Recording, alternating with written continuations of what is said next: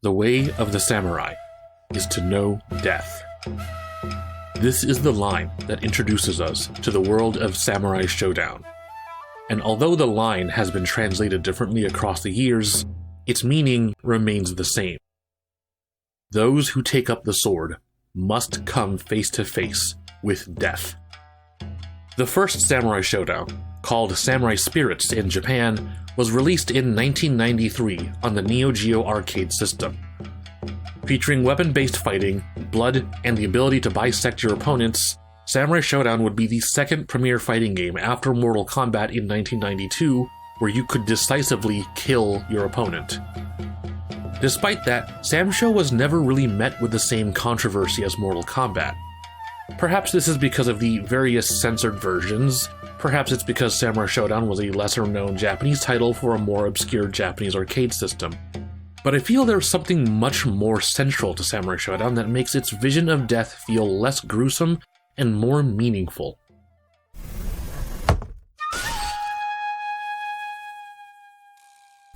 The philosophy of Bushido, the way of the warrior, finds its roots in Zen Buddhism.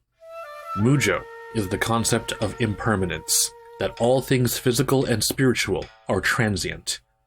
Even life is fleeting, and death is part of the cycle of samsara. Life is defined by the three marks of existence: Mujo, meaning impermanence, Ku, meaning suffering, and Muga, meaning non-self. The cycle of existence means accepting these truths. Suffering comes from attachment to the impermanent, and that freedom from suffering means recognizing that one's true essence transcends the self. Fighting as a samurai means balancing your life on the edge of a blade. From the moment swords are drawn, your life hangs on a thread, ready to be taken away at the next breeze of the wind. Only by purging yourself from the fear of death and acknowledging an existence beyond oneself will you be able to fight your fullest as a warrior. In other words, you must embrace death. Director Akira Kurosawa understood this, and it reflected in the pace of his films, which would later go on to influence every single piece of samurai media in history. Duels were not about a tempestuous exchange of flurries, but instead a slow dance of palpable tension and swelling intent, with each blow carrying the weight of the samurai's conviction behind it. Now, I wasn't just saying all that to sound poetic. Samurai Shodown actually builds this philosophy into its gameplay. Samurai Shodown is less about elaborate combos or dizzying set play, and more so than any other game, it emphasizes punishing amounts of damage for landing a single decisive counter hit. Movement in the game is slow and deliberate, and making a single wrong move can cost you upwards of 40% of your health or more. That life lead you have, it is transient. Make no attachments to it, because you may lose it in a single stroke. The rage mechanic adds another layer of momentary action to the game. Unlike a regular super meter, which rewards an aggressive player with the ability to make a game-changing play, the rage meter only fills when a player receives damage. Like a shot of adrenaline, being close to death gives you a brief chance to strike back for even more damage. But even this chance is fleeting. The rage meter remains full for only a moment before it empties again, and you have only moments to capitalize on your increased damage. A true test of patience and opportunity. Most Samsho games have some variant of these core system principles, but my favorite version of this system comes from Samurai Shodown 5 Special. In 5 Special, you have one more way to utilize your rage meter. Your character can instead choose to meditate, sacrificing their accumulated rage to add to a concentration threshold that builds up toward the end of your life bar. The more rage you sacrifice, the larger the threshold becomes. When a player is one match point away from defeat and their health has passed the concentration threshold, that player can activate the state of Nothingness, slowing down time dramatically and giving them access to the deadly Isen technique. The themes represented by the balance of rage and concentration to achieve the ultimate state of nothingness reflect the principles and goals of Zen philosophy. The strength granted by rage is powerful indeed, but it is fleeting, and quite literally out of your control, as the player cannot actively choose when rage is active unless they sacrifice everything. It takes patience and a tranquil mind to forego the temporary boons of rage for a single moment of clarity, found only on the edge of death. This is, without a doubt, the single most Buddhist mechanic I've ever seen in a fighting game. What's more is that this mechanic is fine-tuned per character to reflect how each character internalizes their rage or their concentration. A hot-headed character like the fire demon Enja accumulates rage quickly, able to rage multiple times in a round. But he lacks discipline and peace of mind, and he gains very little concentration when spending his rage to meditate. Likewise, the quiet swordsman Ukyo is slow to anger, and gains very little rage when taking damage. But his relative tranquility allows him to gain more concentration per rage spent. Not only does this inform a player of how each character uses rage optimally, but it also defines each character's personality and attitude through mechanics alone. Naturally, Samurai Shodown isn't the only game to attempt the one-stroke death philosophy of samurai duels. 1997's Bushido Blade for the PS1 imagined a samurai fighting game with no health bars, where fighters could die in a single lethal stroke. Plenty of other games have made variations of this, from the absurd to the simplistic, and it's really no surprise that most of them are modeled after samurai duels. I don't think any of them nail the tension quite like Samurai Shodown does, not just for its mechanical depth, but because you have a visible health bar. A one-hit kill game ironically feels like you have nothing to lose, and all attacks have the same lethality. But in Samsho, when you eat 50% of your health in one hit, you feel how swiftly you can lose your life, and you have a greater sense of your proximity to death. In every aspect of the game, Samurai Shodown embodies the spirit of Bushido and the philosophy of Zen.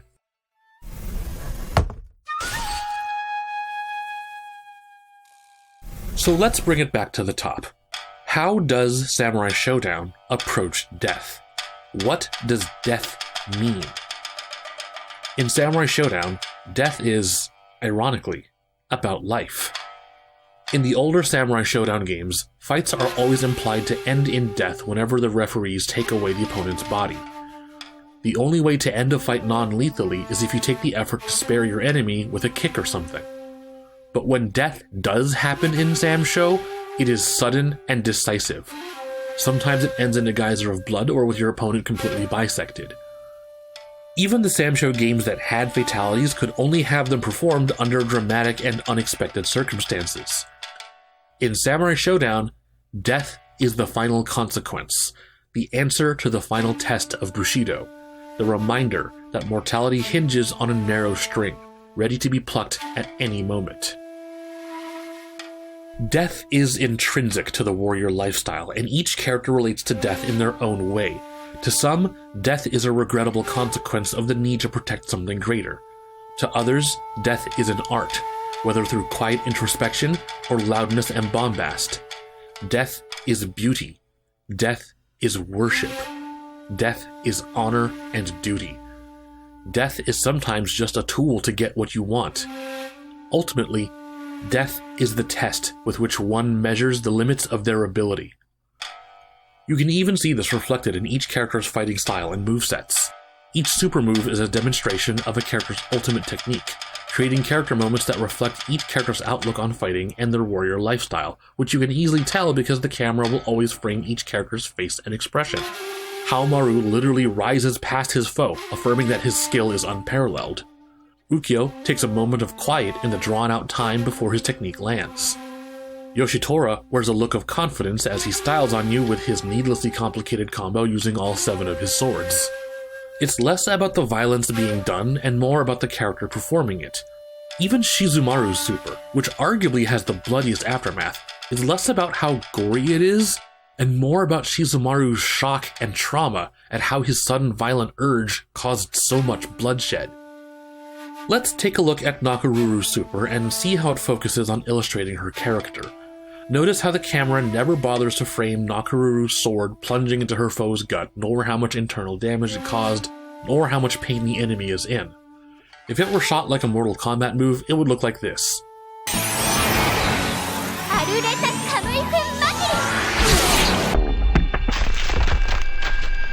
And it would completely lose all of its characterization. Instead, the frame is focused on Nakoruru's face, showing her regret and sorrow for having had to do this extremely deadly move.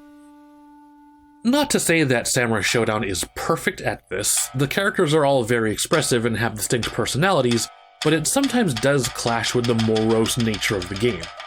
Rimururu seems completely oblivious to the way of Bushido, and is all too happy to be stabbing people or impaling them on ice spikes.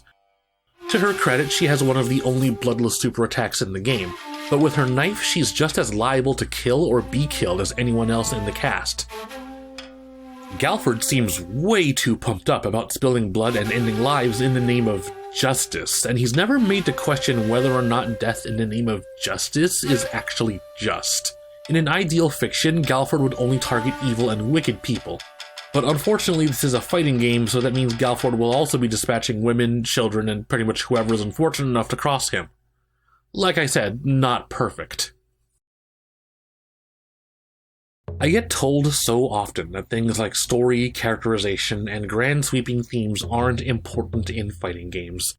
That fighting games exist purely so you can smash buttons and beat your friends. And I think that's a shame, because a game like Samurai Shodown has so much more to offer. A good fighting game should be about the thrill and fun of fighting, of course, but I think a great fighting game transforms your fight into an experience. Samurai Shodown succeeds in this by giving its players the samurai experience in a way no other fighting game can. Samurai Shodown comes straight from the heart of Bushido, born from a philosophy of death.